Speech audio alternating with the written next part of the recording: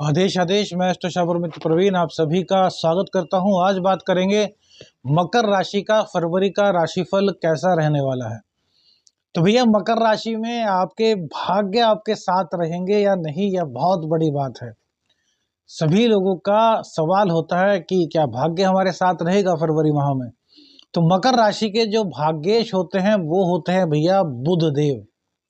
और बुध देव आपके 20 तारीख का लगन में विराजमान रहेंगे 20 फरवरी तक।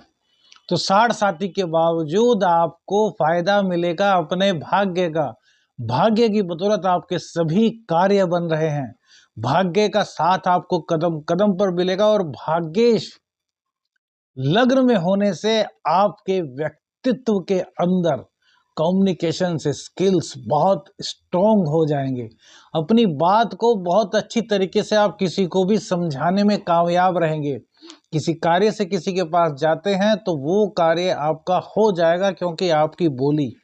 देखिए, बुध देवता क्या होते हैं? बुध देवता होते हैं बोली के कारक, कम्युनिकेशंस के युवराज हैं। मुंह का कारक इनको बोला गया है। और आपकी कुंडली में ये षष्टेश यानी कि खष्टेश और नवमेश होते हैं। तो नवमेश जब वाणी के कारक जो हैं वो आपके लग्न में जाएंगे तो अपनी वाणी से आप सभी को प्रभावित कर लेंगे। यहाँ तक कि कोई शत्रु भी आपके खिलाफ कुछ नहीं करने वाला, क्योंकि बुध देव ही वहाँ के भी मालिक हैं। और यही अपनी वाणी के कारण आपको इतनी क्षमता दे देंगे, आपको इतनी प्रतिभा दे देंगे कि शत्रु भी आपके सामने नतमस्तक होकर के चला जाएगा।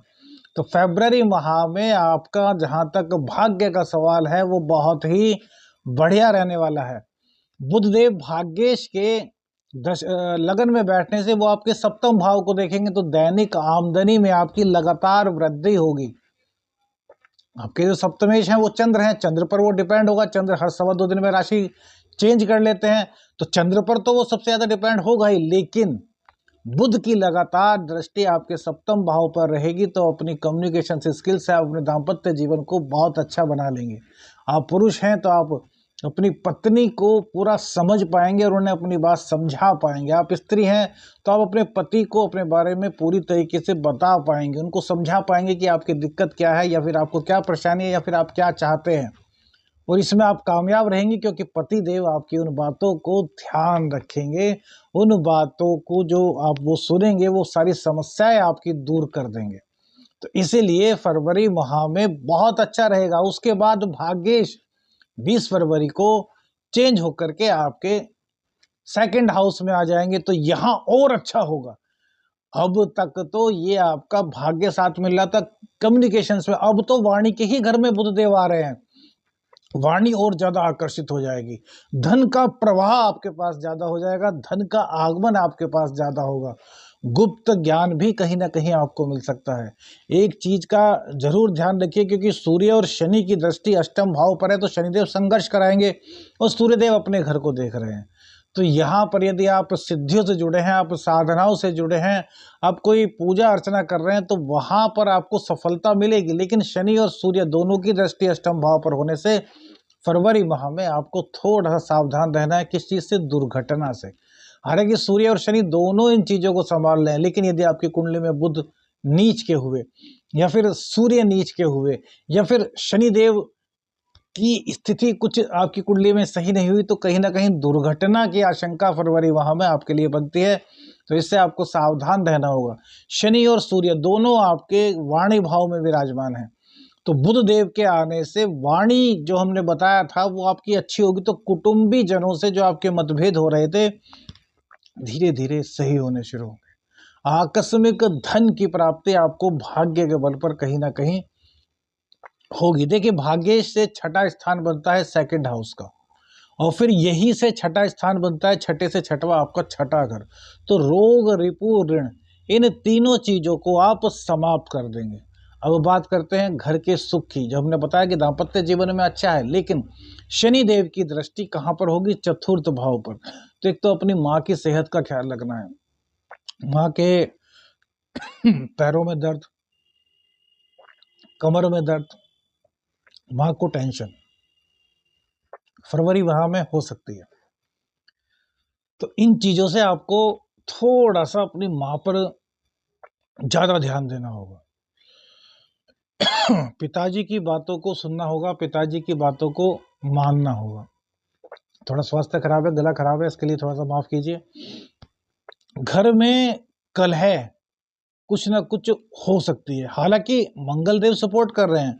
जो चतुर्थेश हैं वो लग्न में जाकर के बैठे हैं, पूरे महीने यहीं पर रहेंगे, लेकिन फिर भी कुछ ना कुछ चीजें अपने घर की शांति को बनाए रखने के लिए आपको करनी पड़ेगी, और उसमें सबसे बड़ी बात है सहनशीलता। तो आपको सहनशील बनना पड़ेगा। मकर राशि की बात करें तो मंगल देव आपकी ही राशि में, आपके लग्न में उच्च के हैं, लेकिन सप्तम भाव को नीच से देख रहे हैं। तो इसलिए हमने क्या कहा कि आप अपनी बात समझाने में पति पत्नी एक दूसरे को कामयाब हो जाएंगे, लेकिन फिर भी क्योंकि चतुर्थ भाव पर दृष्टि है कलह, और सप्तम भाव पर मंगल देव की नीच दृष्टि है, तो कलह जो है ना, वो कलह कहीं ना कहीं आप पर हावी हो सकती है, एक दूसरे को समझने के बाद भी छोटी छोटी बातों पर थोड़ा सा विवाद। तो इन चीज़ों को कैसे दूर कर सकते हैं? सहनशीलता से। तो सहनशीलता दिखाइए, बाकी सब चीज़ें आपके लिए बहुत अच्छे होने वाली हैं, और दुर्घटना से बच करके रहिए। अब बात करते हैं आपके पंचम भाव की और आपके दशम भाव की, यानी कि आपके कैरियर की, आपके ज्ञान की। तो शिक्षा आपकी भैया बहुत बहुत बहुत अच्छी रहने वाली है। परीक्षार्थियों का मन लगेगा, परीक्षा में सफल होंगे, कॉम्पिटिटिव एग्जाम में सफल होंगे, अपनी पढ़ाई को लेकर के गंभीर रहेंगे, जागरूक रहेंगे, अपनी पढ़ाई के बल पर, अपने ज्ञान के बल पर इनकम प्राप्त करेंगे। मकर राशि वाले जिन लोगों की अभी तक नौकरी नहीं लगी थी, वो उनकी नौकरी अब 12 तारीख के बाद बड़े आराम से लग जाएगी, क्योंकि शुक्र मंगल और बुध तीनों ग्रह का योग आपके ही लग्न से बन गया है। अब क्या व्यापार बढ़ेगा? व्यापारियों का सवाल होता है, तो भैया व्यापार बढ़ेगा। स्त्रियों का पूरा सम्मान कीजिए, स्त्रियों का किसी भी हाथ में आपको अपमान नहीं करना। इससे क्या होगा कि आपके जो दशमेश हैं वो मजबूत होंगे, वो जागृत हो जाएंगे, और जैसे ही वो जागृत होंगे तो क्या होगा कि आपके व्यापार में 4 चांद लग जाएंगे। साढ़ साती का अंतिम चरण, और उसमें यह गोचर, क्योंकि शनिदेव इसमें अस्त हो चुके हैं, तो ये आपके लिए बहुत ही गजब रहने वाला है। देखिए, शनिदेव अपनी मूल त्रिकोण राशि में विराजमान है, लेकिन साढ़े साथी है, यह भी नहीं भूलना चाहिए। तो सुंदरकांड का पाठ प्रत्येक मंगलवार, प्रत्येक शनिवार आपको करना है। पैसे के मामले में इस महीने आपको कहीं पर कोई दिक्कत नहीं आने वाली। नवम भाव में केतु विराजमान है, और तृतीय भाव में आपके राहु। तो राहु तृतीय भाव में बहुत ज्यादा अच्छे होते हैं, तो राहु की जो दृष्टि है ना, वो भी आपके दाम्पत्य जीवन पर पड़ रही है। इसलिए हमने कहा कि कहीं ना कहीं कलह से बचिए, लेकिन यह आपकी दैनिक आमदनी बढ़ाएंगे। आपके कोई पार्टनरशिप है तो पार्टनरशिप में आंखें बंद करके कार्य बिल्कुल मत कीजिए। फरवरी माह में पार्टनर से सावधान रहना होगा। इसका मतलब यह नहीं कि पार्टनर आपको धोखा देंगे, लेकिन आपको नजर रखनी है, आंख बंद करके आपको कोई भी कार्य नहीं करना। उसके बाद राहु की दृष्टि भी आपके भाग्य भाव पर जा रही है, तो धार्मिक गतिविधियों से जुड़ते रहिए, और अपने घर में गौमूत्र, देसी गाय का गौमूत्र एक ट्रांसपेरेंट शीशी में भर करके अपने घर में कहीं भी रख लीजिए। इससे राहु का नेगेटिव प्रभाव खत्म होगा। जो राहु का प्रभाव आपके सप्तम भाव पर पड़ रहा है ना, वो अच्छा नहीं माना सकता। आपकी आमदनी तो बढ़ा रहा है, लेकिन कहीं ना कहीं दाम्पत्य जीवन में जो खटपट कर रहा है, उस वो जो है चीजें आपकी खत्म हो जाएंगी।